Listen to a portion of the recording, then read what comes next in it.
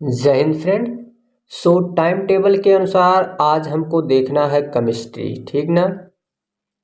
Chemistry देखेंगे आज हम लोग, और इसमें आपको ध्यान देना है, बिल्कुल बेसिक से स्टार्ट किया जाएगा। हर एक बातों को कवर करने का प्रयास है और जितना हो सकेगा उतना बेसिक जो है इसमें इंक्लूड किया जाएगा। बाकी अभी हाई लेवल की बात तो ना ही करें तो अच्छा है, ठीक ना। स्टार्ट कर रहे हैं तो इसमें अभी हाई लेवल क्या ही देखेंगे हम लोग, पहले स्टार्ट तो करने दीजिए। और इतना भी क्या जल्दी है, अभी तो हमने शुरू किया है, ठीक ना। तो शुरू करते हैं। इसको देखिए, सबसे पहले केमिस्ट्री की अगर बात की जाए तो इसको कहते हैं रसायन विज्ञान। रसायन विज्ञान, रसायन शास्त्र, ऐसे नाम इस विषय को दिए जाते हैं। इसका मतलब क्या होता है? रसायन विज्ञान कहेंगे किसको? तो कोई भी पदार्थ हो और उस पदार्थ के जो भी उसमें आंतरिक क्रियाएं होंगी, पदार्थों के बीच जो आंतरिक क्रियाएं होंगी, उनके बीच में जो संबंध होगा, इन सब का जो हम अध्ययन करने वाले हैं उसी को क्या नाम देंगे? उसी को कहेंगे रसायन विज्ञान, ठीक है। ऐसी परिभाषा की कोई ज़रूरत है नहीं, परिभाषाएं आप जानते हैं कई सारी होती हैं। तो इसमें हम देखते हैं क्या क्या हमको डिस्कस करना है। सबसे पहले अगर हम लोग बात करें तो इसमें हम देखते हैं कि जनक कौन है रसायन विज्ञान के। तो रसायन विज्ञान के जनक कहा जाता है लेवोसियर को।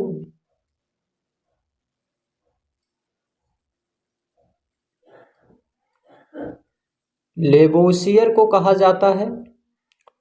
और भारतीय रसायन विज्ञान के जनक जो कहे जाते हैं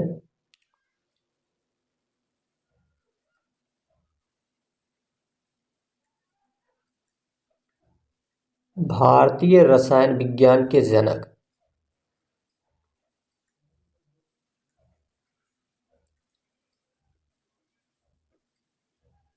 तो किनको कहा जाता है? तो भारतीय रसायन विज्ञान के जनक कहे जाते हैं आचार्य प्रफुल्ल, ठीक है। उनका नाम था आचार्य प्रफुल्ल चंद्र राय, ठीक ना। उनका नाम पूरा है आचार्य प्रफुल्ल चंद्र राय।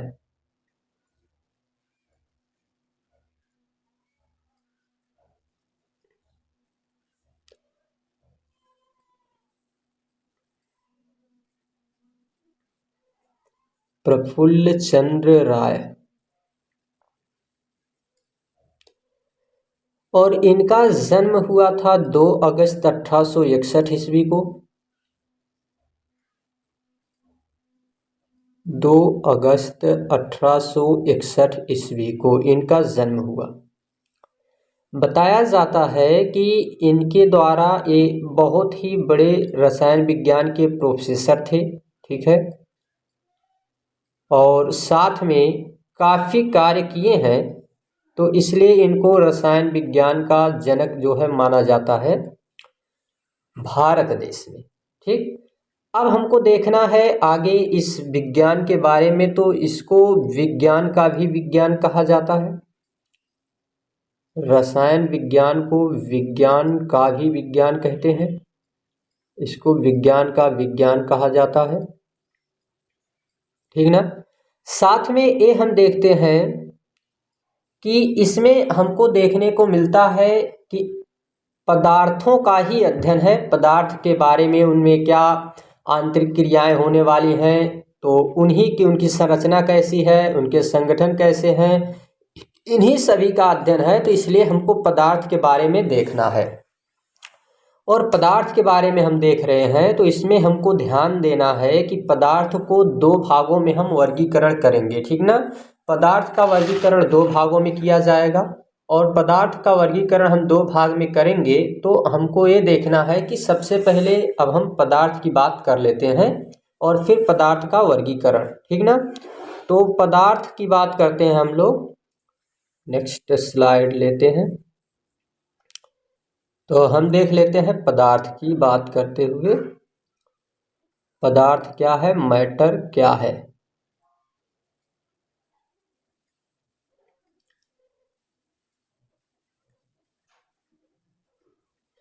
पदार्थ की अगर बात की जाए तो पूरे इस संसार में कोई भी वस्तु पदार्थ कहलाएगी जिसका भार हो और उसका द्रव्यमान हो। ठीक है, अगर वह स्थान घेर रही है और साथ में उसका भार है तो उसको हम लोग क्या नाम देंगे, उसी को पदार्थ कहेंगे। ठीक ना, उसका भार होना चाहिए और साथ में भार के साथ साथ वह स्थान घेरना चाहिए। ठीक ना, तो उसी को हम लोग क्या नाम देंगे, उसी को कहेंगे पदार्थ है। कोई भी वस्तु पदार्थ कहलाएगी, जितनी वस्तुएं हैं सबको हम लोग क्या नाम देंगे, सबको हम लोग पदार्थ कहते हैं। ठीक ना, जितनी भी वस्तुएं हैं उन सबको हम लोग पदार्थ नाम देंगे। और एक चीज ये भी देखना है कि ये जितनी वस्तुएं हैं इन सब में केवल प्रकाश, ठीक है, प्रकाश को हम लोग पदार्थ नहीं कहेंगे,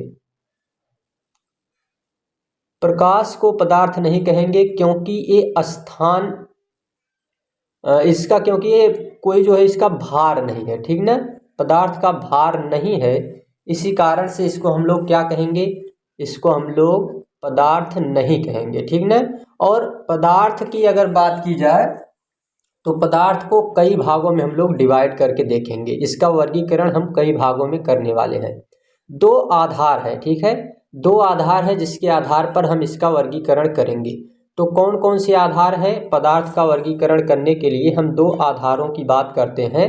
तो सबसे पहले हम इसमें देखते हैं पदार्थ और पदार्थ का वर्गीकरण। ठीक है, दो आधारों पे किया जाएगा। दो आधार कौन कौन से इसमें होने वाले हैं, तो हम लोग दो आधार भी इसमें देख लेते हैं। एक मिनट, ठीक है, दो आधार इसके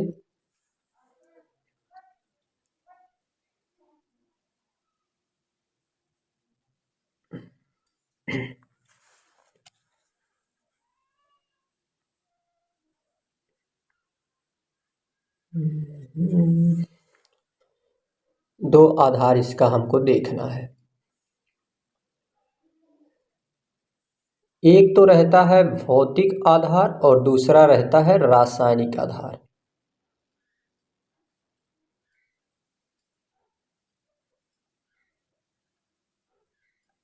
भौतिक आधार पर पदार्थ का वर्गीकरण और दूसरा रासायनिक आधार पर पदार्थ का वर्गीकरण।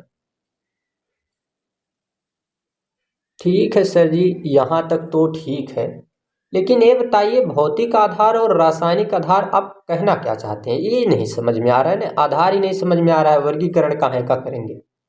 तो इसका मतलब होगा कि हम लोग यहाँ देखते हैं, ठीक ना, इसका क्या मतलब होगा कि यहाँ पे जब एक व्यक्ति है, ठीक है, ये एक व्यक्ति है और इनको हम जब देखेंगे तो हमको देखने को मिल रहा है कि ये जो है किस कलर के हैं, तो इनका हम थोड़ा सा कलरवा चेंज कर देते हैं। ठीक ना, ये किस कलर के हैं तो इनको हम देख लेते हैं,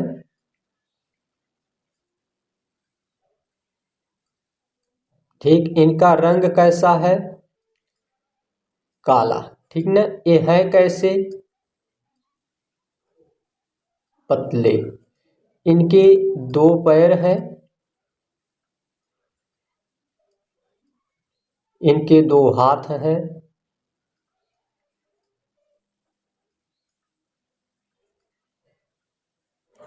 एक सिर है, सबके पास होता है सर जी एक। काहे, क्या बताना चाहते हैं, देखिएगा, अभी रुकिए आराम से। दो आंखें हैं, एक नाक है, मुख है, ठीक है, ये सब है। तो ये जो कुछ भी इनका बाहरी जैसी संरचना है ना, जो इनकी बाहरी संरचना हम देख रहे हैं, इसी को नाम देते हैं भौतिक आधार। भौतिक रूप से ये पदार्थ बाहर से कैसा दिखाई देता है कोई भी पदार्थ, तो उसी को हम लोग क्या कहेंगे, वो भौतिक आधार पर उसका वर्गीकरण है। अब यहाँ पे हम इनको देख रहे हैं, अगर मान के चलिए फॉर एग्जाम्पल कि ये कोई लकड़ी रहती, ठीक है, और इस लकड़ी के बारे में हम देखते तो हम कहते कि अच्छा ये ठोस आकार की है, ठीक है, इसका आकार बाहर से देखते सब जो है हमको पता चलता है। ठीक है, तो यही जो है जिस तरीके से बाहर दिखाई देंगे, इनकी संरचना बाहर से कैसी दिखाई दे रही है, ये कहलाएगा भौतिक आधार। और जब हम देखेंगे कि अब इस व्यक्ति के बाद अगर हम इस व्यक्ति की बात करें तो ये अंदर से कैसे है, अंदर से हार्ट वाली बात नहीं हो रही है, ठीक ना, मतलब वो हार्ट रहता है वो अलग बात है, बट इसमें उस हार्ट की बात नहीं हो रही है जिसको आप समझ रहे हैं। तो यहाँ पे हमको अब देखना है इनके बारे में। तो हम देखते हैं कि अंदर से इनके जो है हम देखेंगे तो क्या है, फेफड़े होंगे, ठीक ना।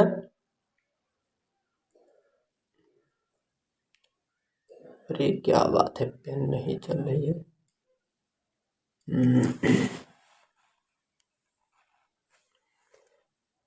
ठीक, देखिए फेफड़ा होगा, ठीक ना, साथ में किडनी होगी, मसल्स होंगे, मांसपेशियां, हड्डी होगी, ठीक है, रक्त होंगे, ठीक। तो ये सब जब इसमें अंदर हम देख रहे हैं तो हमको क्या मिल रहा है कि अब जो है इनकी बाहरी संरचना तो ये थी, बाहर से कैसे दिखाई दे रहे हैं, ठीक है, लेकिन अंदर ये बने कैसे हैं, किन किन चीज़ों से मिलकर बने हैं, इनकी आंतरिक संरचना कैसी है, उसको क्या कहा जाता है, रासायनिक आधार कहा जाता है, ठीक है। तो इनका रासायनिक आधार कैसा है, किस आधार पर जो हम अंदर मतलब ये किस तरीके से बने हुए हैं, कौन कौन सी पदार्थ, कौन कौन सी वस्तुएं इसमें मिलकर इनका निर्माण की है। तो जब आंतरिक इनका संरचना हम देखेंगे, आंतरिक संरचना, तो उसको कहेंगे रासायनिक, और जब जो है बाहर से देखेंगे तो उसको कहेंगे भौतिक, ठीक है। यानी जो भी केमिकल अंदर है उसको क्या कहेंगे, उसको रासायनिक, और जो बाहर से दिख रहे हैं कैसे हैं, ठीक है, अगर कपड़े भी पहने हैं तो किस तरीके के हैं, तो ये सब जो है हमको देखना पड़ेगा। तो यही जो है दो आधार है, इसी के आधार पर इसका वर्गीकरण किया जाता है। आइए आगे चलते हैं। तो हमको जो है इसमें क्या देखना था, तो हम देख रहे हैं पदार्थ, और पदार्थ का हम लोग क्या देख रहे हैं, वर्गीकरण, ठीक है। तो पदार्थ का वर्गीकरण की अगर बात करेंगे हम लोग तो इसमें हमको देखने को मिलता है दो आधार, अभी तक हम देख चुके हैं, ठीक है, दो आधार पर हम इसका वर्गीकरण कर रहे हैं। दो आधार कौन कौन से हैं आपको हमने बताया कि एक जो है इसमें क्या है, एक मिनट,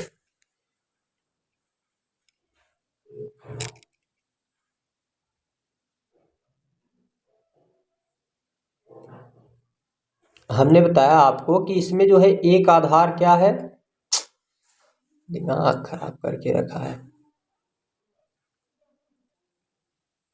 थोड़ा सा बोर्ड चलाने में भी दिक्कतें हैं, बाकी चलिए इतना चलता है, ठीक ना, इतना तो आप लोग समझ ही सकते हैं, अच्छे बच्चे जो हैं आप लोग।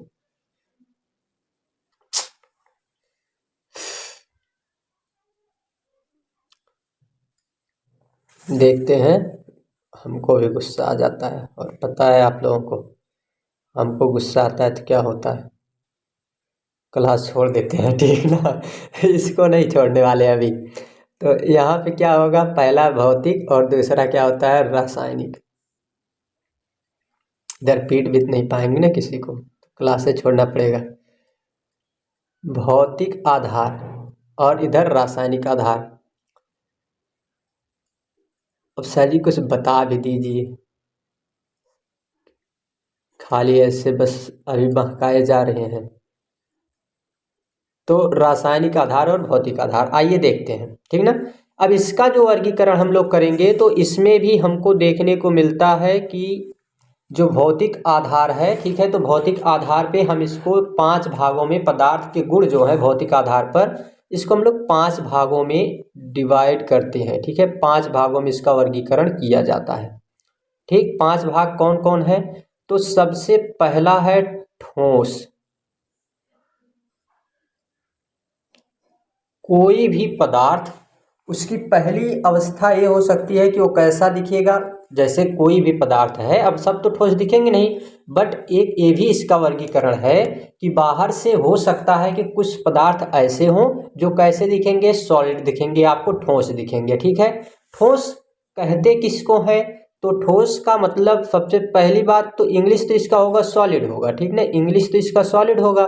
बट इसको जो है कहेंगे तो जिस वस्तु का आकार भी निश्चित हो, ठीक है, आकार भी इसका निश्चित होना चाहिए और साथ में इसका आयतन भी निश्चित हो।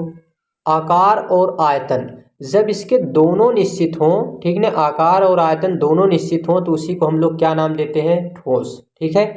जैसे एग्जाम्पल के रूप में आप कोई भी लकड़ी ले लीजिए, ठीक है, इस लकड़ी को आप देखेंगे तो इसका आकार तय है, ठीक है, ये लकड़ी जो है इसका आकार भी तय है कि किस आकार की है और ये कितना जो है इसका आयतन है, कितना स्थान ये घेर रही है, ठीक है, कितना जो है इसका आयतन है ये भी हमको पता है, ठीक ना। तो ये क्या कहलाएगा, इसका आयतन भी निश्चित है और इसका आकार भी निश्चित है, तो इसी को हम लोग क्या नाम देते हैं, इसी को कहेंगे ठोस वस्तु है, ठीक है, ठोस वस्तु है। साथ में लकड़ी के साथ लोहा भी हो सकता है, तो लकड़ी के साथ साथ लोहा भी हो सकता है, ठीक है, लकड़ी इसका एग्जाम्पल है, लोहा इसका एग्जाम्पल है, ठीक है, ठोस लोहा भी हो सकता है, लकड़ी भी हो सकती है, कोई भी पत्थर हो सकता है, ठीक है। तो इसको हम लोग क्या कहेंगे कि ये ठोस वस्तुएं हैं जिनका आकार और आयतन दोनों निश्चित हो, ठीक है, कितना बड़ा है वो, कितना मतलब उसका आकार कैसा है, साथ में वो कितना जो है स्थान घेर रहा है, त्रिविमी उसका स्थान होना चाहिए, ठीक है। त्रिविमी स्थान मतलब उसको कैसे घेरेगा, तो त्रिविमी आप जानते ही होंगे, ठीक ना, मैथ वगैरह में आप लोग पढ़े हैं, बाकी कोई दिक्कत नहीं है। कि जो लोग इसमें नहीं देखे हैं तो उनके लिए हम बता देते हैं कि इसको कहते हैं त्रिविमीय संरचना, ठीक ना, ये है त्रिविमीय संरचना। क्या बात है, बन नहीं रहा है, ठीक है अभी, ठीक है, इसको कहते हैं त्रिविमीय संरचना कहा जाता है। ये त्रिविमीय संरचना है और इसी के आधार में मतलब ये जिस तरीके से जितना स्थान घेर रहा है, ठीक ना, नीचे की तरफ, ये पूरा का क्या कहलाएगा, या फिर इसको आप कह सकते हैं, एक और हम आपको चित्र दिखा देते हैं इस बोर्ड पे, इसीलिए आपको पढ़ा रहे हैं कि इसमें कई सारे मतलब चित्र वगैरह मिल जाएंगे आसानी से, ठीक ना, इसी रीजन से एक इधर चित्र दिखा देते हैं आपको, ये आप देख सकते हैं, ठीक ना। तो ये भी जो है ये इस तरीके से अगर हम रखेंगे, थोड़ा ये अभी मतलब इस तरीके से राउंड नहीं हो सकता है, तो इसी को हम लोग क्या कहेंगे, एक त्रिविमीय संरचना घेरेगी जितना स्थान ये घेरेगा, ठीक ना। तो इसी को जो है नाम दिया जाता है ठोस। अब आगे आ जाते हैं हम लोग द्रव पे, ठीक है, ठोस के बाद दूसरा है द्रव।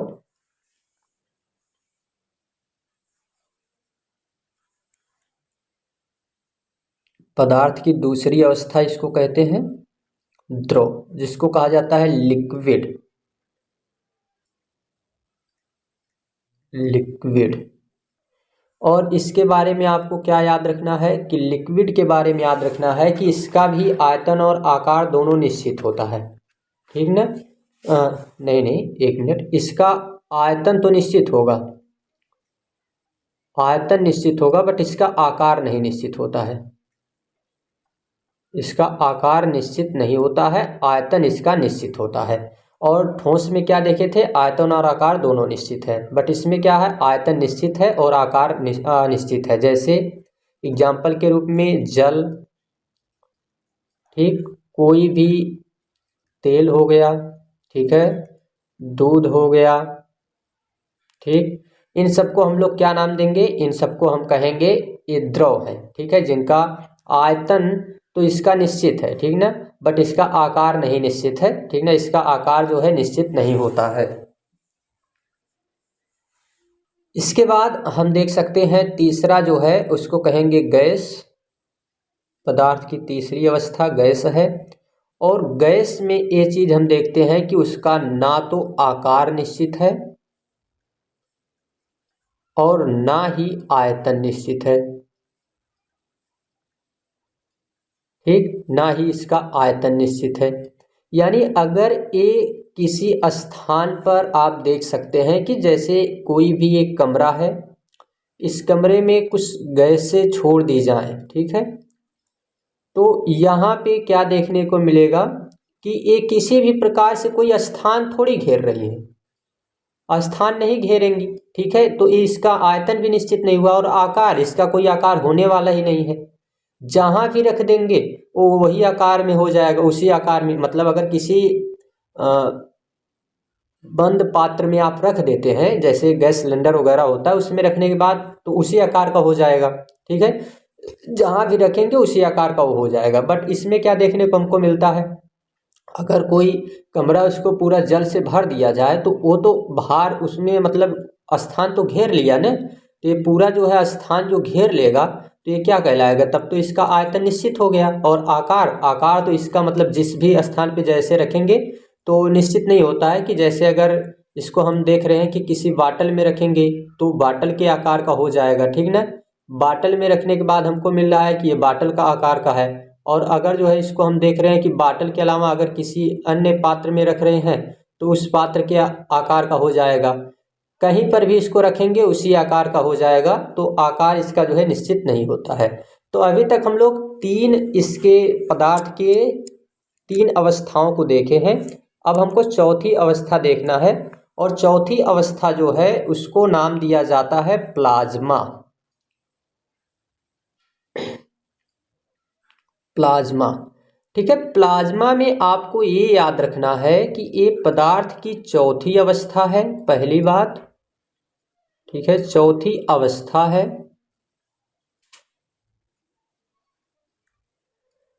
फिर इसमें ये देखना है कि हाई टेम्परेचर है, सबसे अधिक तापमान किसी पदार्थ में अगर होता है तो प्लाज्मा को माना जाता है। 6000 डिग्री सेल्सियस से प्लस भी हो सकता है, ठीक ना। तो इसका हाई टेम्परेचर होता है।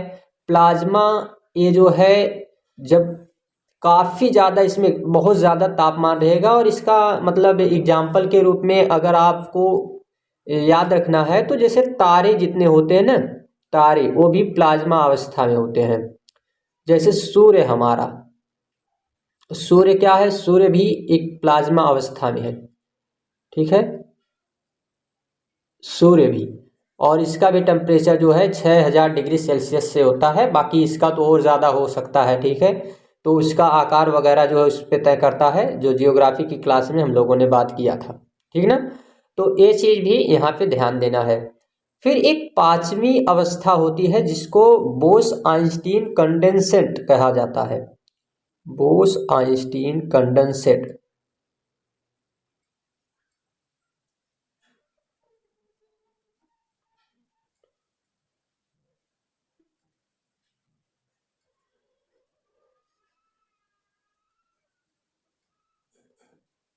क्यों कहते हैं इसको, ऐसा नाम क्यों दिया गया है? तो ये 4 अवस्थाओं के बाद एक व्यक्ति थे, सत्येंद्र नाथ बोस, ठीक है, सत्येंद्र नाथ बोस।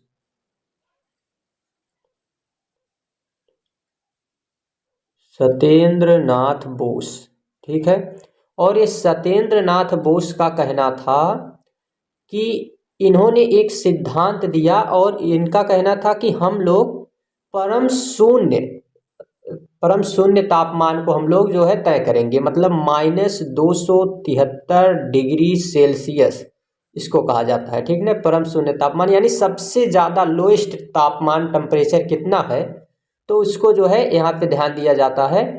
तो इनका कहना था कि एक पांचवी अवस्था भी होती है पदार्थ की, जब हम बहुत ज़्यादा उसको जो है ठंडा करेंगे तो उसके बाद हमको एक ऐसी अवस्था मिलेगी कि जो बिल्कुल ठंडक रहेगी, ठीक है। वो इतना ज़्यादा उसको ठंडा कर दिया जाएगा कि इसमें से आप कभी भी करंट यहाँ से जाएगा तो उसको कोई प्रभाव नहीं पड़ने वाला। वो थोड़ा सा भी करंट इसमें वो खींचेगा नहीं, ठीक ना, कोई भी इसमें से ऊर्जा नहीं लेने वाला है, सीधा पूरा का पूरा करंट जो है छोड़ देगा, ठीक है। तो इस तरीके से इनके द्वारा जो है बताया गया।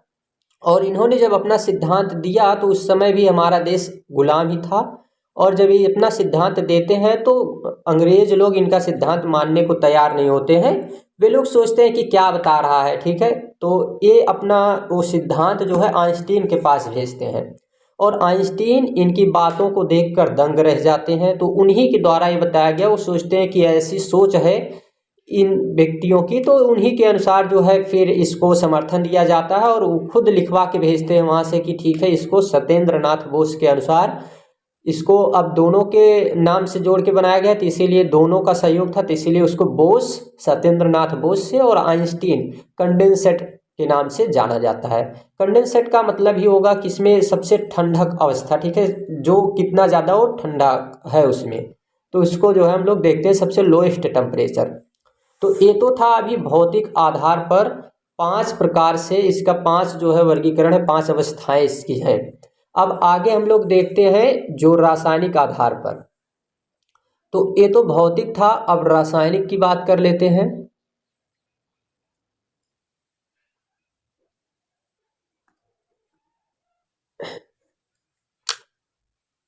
एक मिनट, रासायनिक आधार पे भी हमको देखना है, तो इसका अभी तक हम लोग क्या देखें, केवल भौतिक, अब हम लोग रासायनिक देख लेते हैं। तो रासायनिक में हमको देखने को मिलेगा कि इसको हम लोग 3 भागों में डिवाइड करेंगे। पहला तो रहेगा इधर तत्व, दूसरा रहेगा यौगिक, और यहाँ पे रहेगा चौथा जिसको हम कहेंगे मिश्रण, तत्व यौगिक मिश्रण। और तत्व यौगिक मिश्रण का मतलब क्या होता है, ठीक है, तो तत्व यौगिक मिश्रण का मतलब जब हम देखते हैं कि एक ही प्रकार के परमाणु रहेंगे, जब कभी भी ऐसे तत्व किसको कहेंगे कि जब हम देखते हैं ऐसे पदार्थ जिसमें एक समान परमाणु हो, एक जैसे परमाणु हो, तो उसको हम लोग क्या नाम देंगे, उसी को नाम देते हैं हम लोग तत्व, एक जैसे। जैसे इसमें क्या हो सकता है, हाइड्रोजन हो सकता है, ठीक है, हीलियम हो सकता है, ठीक है, सोडियम हो सकता है, क्लोरीन हो सकता है, ठीक है, यानी ये जितने के जितने वस्तुएं हैं, ठीक है, इनमें एक जैसा अगर जो भी परमाणु रहेगा, एक समान परमाणु, तो उसी को नाम दिया जाता है तत्व, ठीक है। और फिर इसी में यौगिक की बात करें तो यौगिक क्या होता है कि ये दो या दो से अधिक तत्व मिले होंगे, ठीक है, जैसे NaCl सोडियम क्लोराइड बन गया, ठीक है। तो इसी तरीके से जब 2 या 2 से अधिक मिल जाएंगे, जैसे H2O, ठीक है, तो इस तरीके से जब 2 या 2 से अधिक अगर इसमें तत्व मिल जाएंगे तो उसको नाम क्या दिया जाएगा, उसको यौगिक कहते हैं, कंपाउंड कहते हैं, तत्व को एलिमेंट्स कहते हैं, उसको कंपाउंड। और मिश्रण का मतलब क्या है कि इसमें भी मिला होगा, बट एक थोड़ा सा अंतर क्या है कि यहाँ हम देख रहे हैं तो यहाँ एक सूत्र बनेगा, हमेशा एक सूत्र का निर्माण होगा, एक रासायनिक सूत्र बनेगा। अगर रासायनिक सूत्र बन रहा है तो यौगिक कहलाएगा, कंपाउंड, और अगर रासायनिक सूत्र नहीं बन रहा है तो मिश्रण कहलाएगा। बस केवल सूत्र बनने और ना बनने पे डिपेंड करता है। अगर सूत्र बना तो कहेंगे यौगिक, और अगर सूत्र नहीं बना तो कहेंगे मिश्रण। अब ऐसा ना समझिएगा कि आपको सूत्र याद नहीं है तो हम कह देंगे कि ये तो सर जी हमको ये पता नहीं ये सूत्र है कि नहीं है, इसको हम मिश्रण में कर देते। नहीं, सूत्र बनना चाहिए और नहीं बनना चाहिए, इस पे डिपेंड करता है। तो मिश्रण जो है उसी को कहेंगे जिसमें सूत्र नहीं बनना चाहिए, ठीक है। 2 या 2 से अधिक यौगिक किसमें भी रहेंगे, तत्व रहेंगे, बट इसमें क्या है कि इसमें सूत्र नहीं बनेगा, ठीक ना। तो इसमें कुछ भी हम लिख सकते हैं, ठीक है, इसमें कुछ भी लिख सकते हैं कि जिसका सूत्र नहीं बनना चाहिए, ठीक, तो उसको हम लोग मिश्रण में रखेंगे। अब आगे हम एक एक का थोड़ा सा इसको अभी डिफाइन करेंगे। इसको भी 3 भागों में बांटते हैं, यौगिक को 2 भागों में बांटेंगे और मिश्रण को 3 भागों में बांटेंगे। तो आगे हम लोग देखते हैं, ठीक। आइए सबसे पहले तत्व का एक जो है हम एग्जाम्पल रखे हैं, यहाँ आपको दिखा देते हैं। ये सभी स्लाइडें आपको भेज दी जाएंगी, ठीक है, सब स्लाइड अब बचा के रखी जा रही हैं और ये आप देख सकते हैं, ठीक ना। तो यहाँ पे हम लोग देखेंगे तत्व है जैसे हाइड्रोजन, ठीक है, हीलियम He होता है, लिथियम का Li होता है, बेरिलियम का Ve होता है, बोरान का V होगा, कार्बन का C होगा, नाइट्रोजन का N होगा, और फिर ऑक्सीजन का O, फ्लोरीन का F, नियान का Ne और सोडियम का Na, ठीक है। तो ऐसे जो है जितने भी जैसे 118 रहते हैं ना, तो इनको भी हम लोग देखेंगे, ठीक ना। तो जो आवर्त सारणी कहा जाता है तो उसमें भी आगे डिस्कस किया जाएगा। ये तो परमाणु क्रमांक है, ठीक है, और ये जो है उसके नाम और ये साथ में उसके संकेत, ठीक, तो अब इसमें हम लोग देखते हैं आगे। तो ये तत्व था, यौगिक भी देख लेते हैं। और यौगिक ये रहा यौगिक, ठीक है। जितने भी रासायनिक सूत्र ये सभी हैं, तो इन सभी को हम लोग क्या नाम देंगे, ये सभी के सभी रासायनिक सूत्र बने हैं। जैसे NaCl हमने आपको पहले भी बताया, NaCl जो है ये क्या है, ये एक यौगिक है। यौगिक मतलब इसमें सभी है, जितने सूत्र ये दिख रहे हैं ना, ये सभी के सभी सूत्र क्या है, ये टोटल जो है जितने सूत्र दिख रहे हैं, इन सबको हम लोग क्या नाम देंगे, इन सबको यौगिक कहेंगे। इन सभी को यौगिक कहा जाता है जितने सूत्र इसमें दिखाई देते हैं।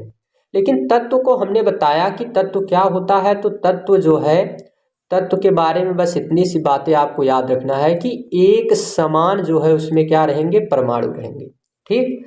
तो लेकिन यौगिक में क्या होता है, जितने दो या दो से अधिक तत्व रहेंगे, बट उनका फार्मूला बनना चाहिए। अभी हम देखने वाले हैं इसका वर्गीकरण भी। तो सबसे पहले हम लोग तत्व को देख लेते हैं, ठीक। तत्व एलिमेंट्स कहते हैं उसको। देखिएगा, तत्व का मतलब होता है कि इसमें हम देखते हैं तो 3 भागों में इसको भी डिवाइड किया जाएगा। 3 भाग कौन कौन है, तो सबसे पहला इसमें रहता है धातु, दूसरा रहता है अधातु, और तीसरा रहता है उपधातु। यानी कि ऐसा तत्व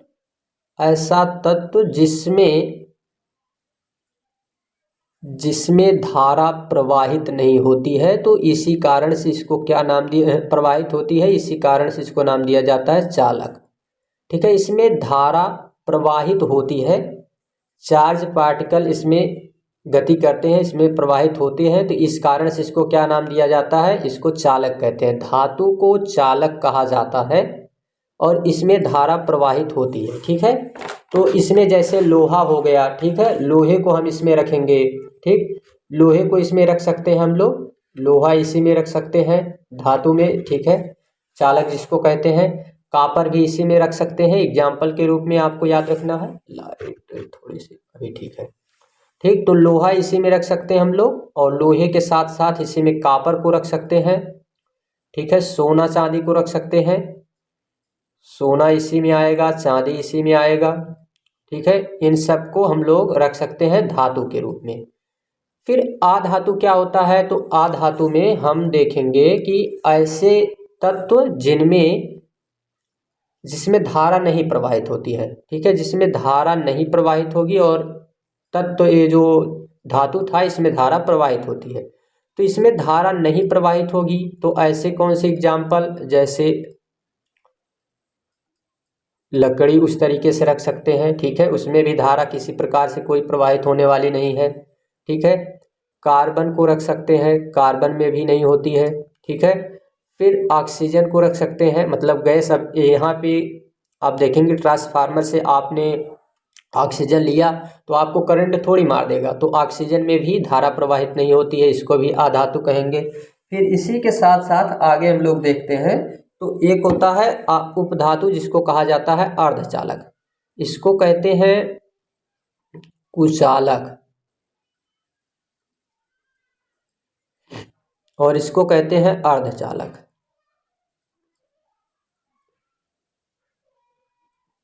मतलब ये दोनों से, यानी कि कुछ धारा प्रवाहित होगी और कुछ धारा नहीं प्रवाहित होगी, ठीक ना, यानी थोड़ी थोड़ी धारा इसमें प्रवाहित होगी,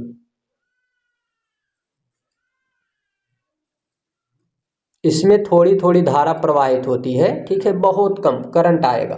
तो उसको हम लोग क्या नाम देते हैं, उसको जैसे उसी को अर्धचालक कहते हैं। जैसे सिलिकॉन हो गया, ठीक है, सिलिकॉन हो गया, इसमें सिलिकॉन, ठीक। फिर इसी में आपको देख सकते हैं आप, जर्मेनियम भी रहता है, ठीक है, ये एग्जाम्पल है। बट इसमें आपको हम जो बता रहे हैं उसको ध्यान दीजिए। यहाँ पर आपको देखने को मिलेगा कि जितने इलेक्ट्रॉनिक वस्तुएं हैं, जैसे फ्रीज हो गई, ठीक है, बल्ब हो गया, इसमें वॉशिंग मशीन हो गई। ये सभी आपके जितने भी यहाँ पे वस्तुएं हैं इन सब में देखेंगे तो इलेक्ट्रॉनिक है, ठीक है, ये इलेक्ट्रिक है, ठीक है, इलेक्ट्रिक है इसको। लेकिन यहाँ पे जैसे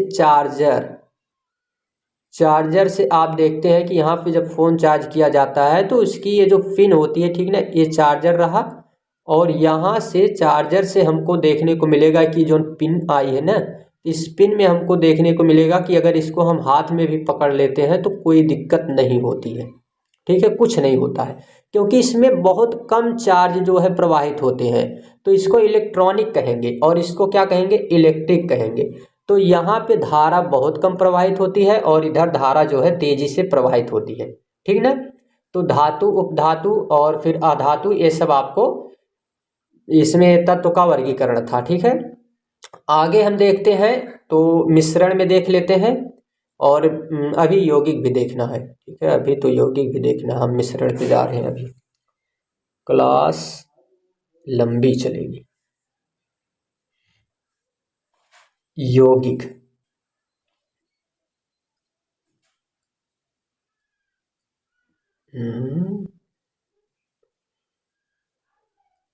ऊपर थोड़ा सा बोर्ड काम नहीं करता है। यौगिक, इसको कहते हैं कंपाउंड।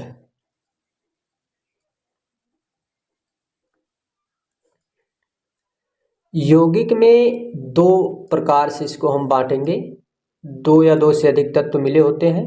तो इसमें हम, एक तो होता है कार्बनिक,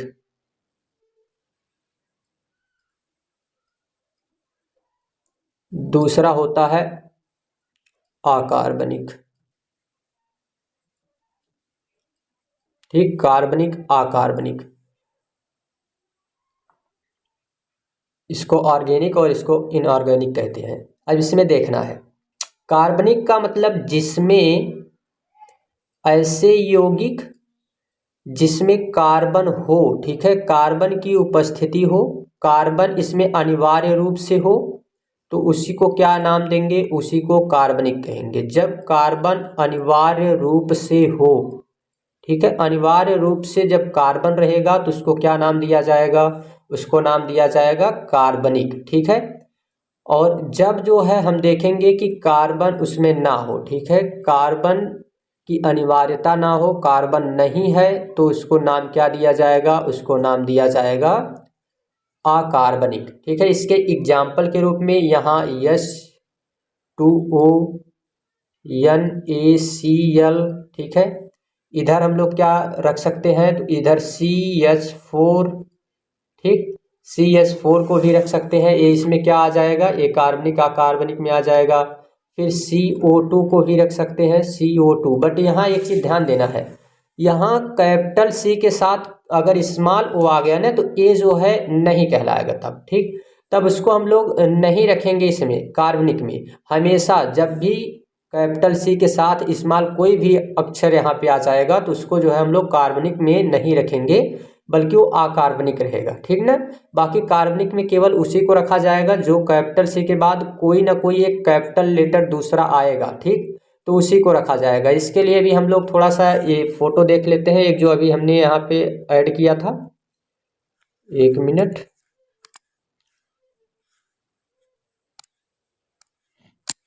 हाँ इसी में, ठीक है, इसी में हमको देखना है, इसमें ध्यान से देखिएगा।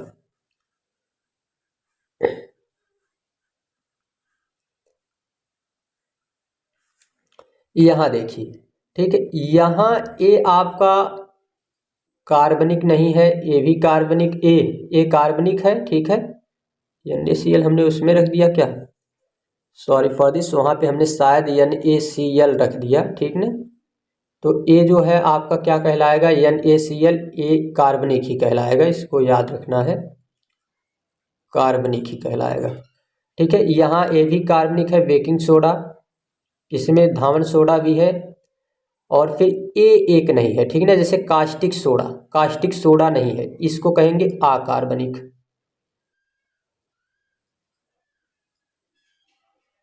ये अकार्बनिक रहेगा, ठीक। इसी तरह से फिटकरी, फिटकरी भी अकार्बनिक है।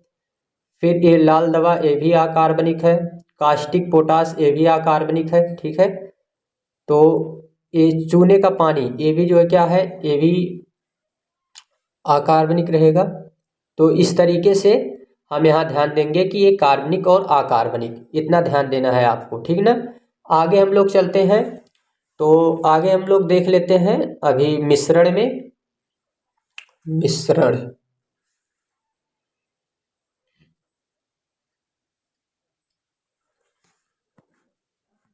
तो मिश्रण में हम लोग देखते हैं, ठीक ना। मिश्रण में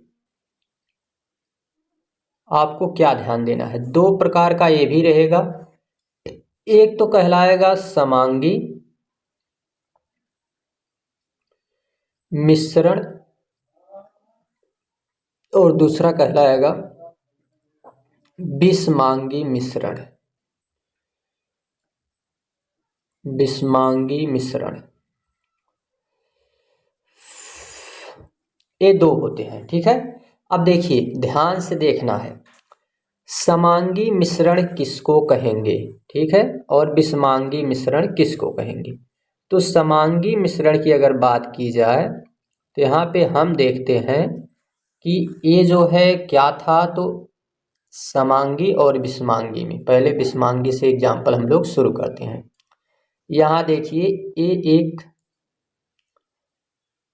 टोकरी थी या कोई भी पात्र हम ले लेते हैं, और इसमें हमको क्या देखने को मिलता है कि यहाँ पर कुछ फल थे, ठीक है, कुछ फल हैं और ये फल यहाँ पर रखे हुए हैं, ठीक। फॉर एग्जाम्पल क्या क्या मान लेते हैं हम लोग, सेब इसमें रख देते हैं, ठीक है, यहाँ अनार रख देते हैं, ठीक, इसी में हम संतरे को रख देते हैं।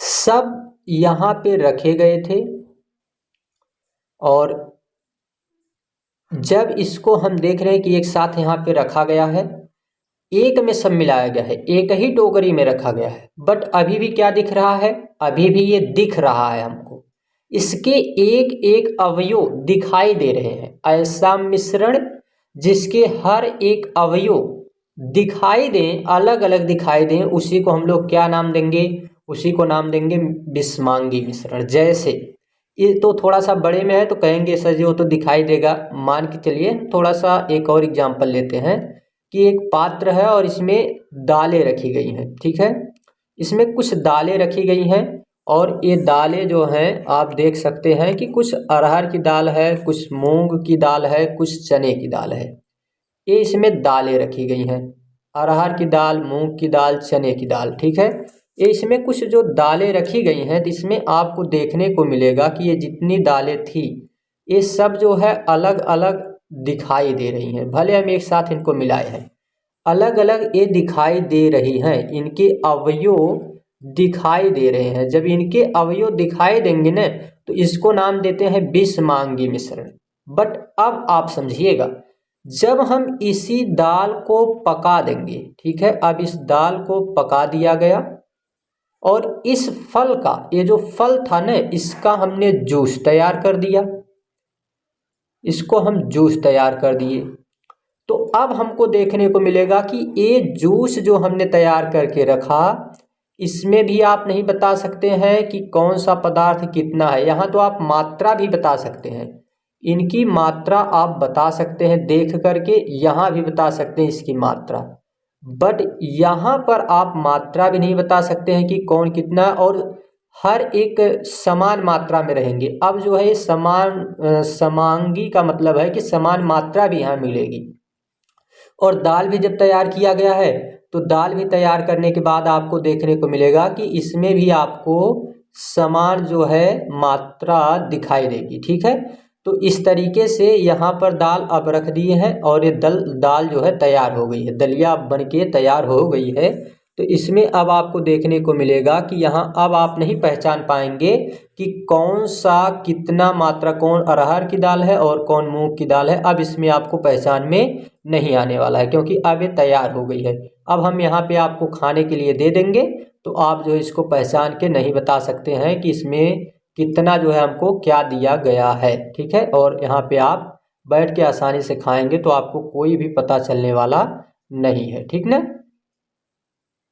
तो इस तरीके से समांगी और विषमांगी मिश्रण, यहाँ पे इसकी अवयव अब नहीं दिखाई दे रहे हैं अलग अलग, और यहाँ पर अवयव क्या होते हैं, यहाँ पर अवयव दिखाई देते हैं, ठीक है। इधर अवयव दिखाई देते हैं, इधर अवयव दिखाई नहीं देते हैं, ठीक। तो ये तो था हर एक का वर्गीकरण। एक कंप्लीट एक फ्लो चार्ट हम देख लेते हैं। अभी सबको हम एक देख चुके हैं, अब एक कंप्लीट फ्लो चार्ट इसका हम लोग देख लेते हैं, ताकि एक साथ जो है इसको एक सबको याद रख सकें, ठीक ना।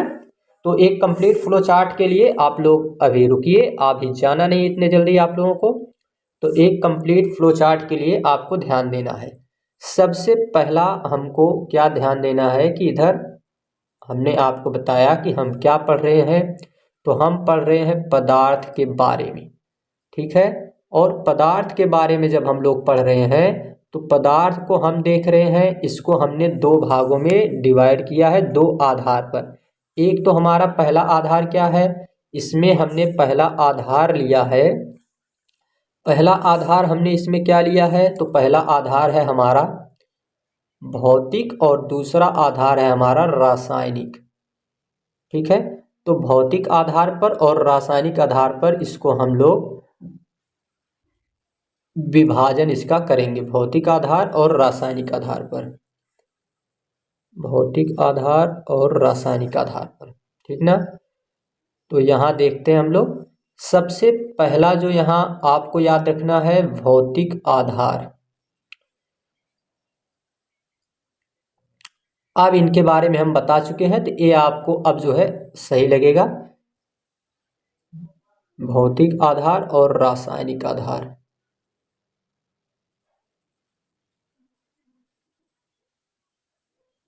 ठीक। अब इसके बाद इसको हम देखते हैं, तो यहाँ पे जो हम डिवाइड करते हैं इसको हम लोग 5 भागों में इधर बांटेंगे, 5 भागों में।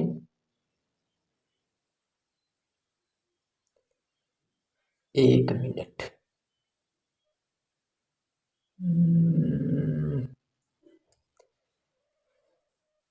इसको 5 भागों में बांटेंगे। कौन कौन, तो इधर पहला रहेगा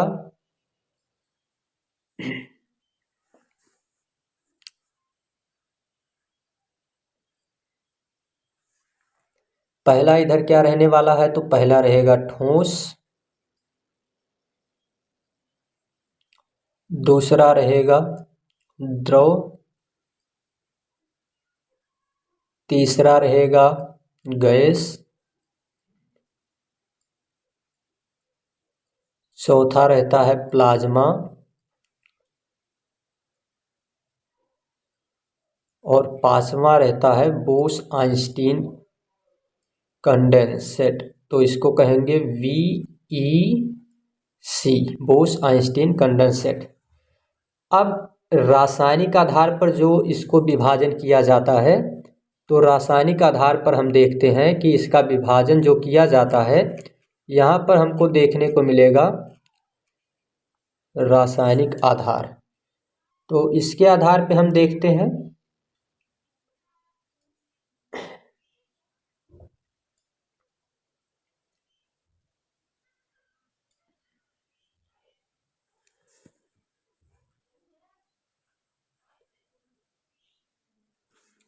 देखिए रासायनिक आधार पर जो हम इसका वर्गीकरण अब कर रहे हैं, तो इसमें हमको क्या देखने को मिलता है, 3 भागों में पहले इसको बांटते हैं। एक तो कहलाएगा तत्व, दूसरा कहलाएगा यौगिक,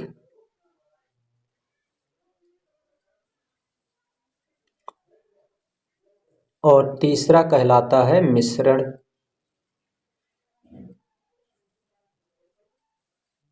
ठीक। अब इसको तत्व को भी हम 3 भागों में बांट देते हैं। तत्व को 3 भागों में बांटेंगे, कौन कौन सा 3 भाग इसमें होने वाला है, तो तत्व को जो 3 भाग में हम बांटे हैं अभी आपको हमने बताया, इसमें पहला क्या रहता है, तो पहला हमने इसमें देखा तत्व में धातु, ठीक। दूसरा हमने इसमें क्या देखा, अधातु, और तीसरा हमने इसमें क्या देखा, उपधातु, ठीक है। फिर हमको यौगिक में क्या क्या देखने को मिला, तो यौगिक में भी हम दो भाग देखते हैं। एक तो इसमें कार्बनिक था,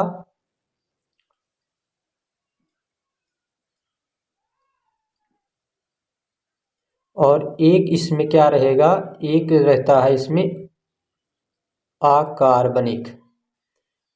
थोड़ा सा पेन नहीं काम कर रही है, अकार्बनिक, ठीक ना। तीसरा इसमें क्या रहने वाला है, तीसरा जो मिश्रण था, तो मिश्रण में हम लोग क्या क्या देखेंगे, इसमें भी दो भाग हैं। तो एक तो कहलाएगा विषमांगी, विषमांगी और एक समांगी, ठीक है। या फिर पहले समांगी को लिख देते हैं, समांगी और विषमांगी।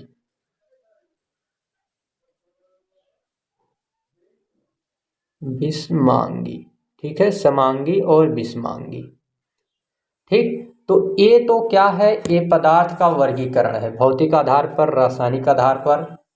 हम पूरी स्लाइड इसमें देख चुके हैं, ठीक ना। हर एक बात पे अगर जो अभी देख रहे हैं तो पूरा जो है स्टार्टिंग से क्लास देख सकते हैं। यहाँ पे हर एक स्लाइड जो है कवर की गई है, देखिए यौगिक से लेकर तत्व तक सबको जो है कवर किया गया है, ठीक ना। और यहाँ पे अब इन चीज़ों को आपको ध्यान देना है। तो आगे हम लोग देखेंगे, ठीक ना। ये तो कंप्लीट हो गया है। आगे हम लोग अब देखने वाले हैं परमाणु संरचना को देखेंगे, ठीक ना। आगे की क्लास में परमाणु संरचना को हम लोग डिस्कस करेंगे। तो चलिए मिलते हैं अगली क्लास में, तब तक के लिए thanks, take care, bye bye. मिलेंगे हम लोग अगली क्लास में, ठीक ना।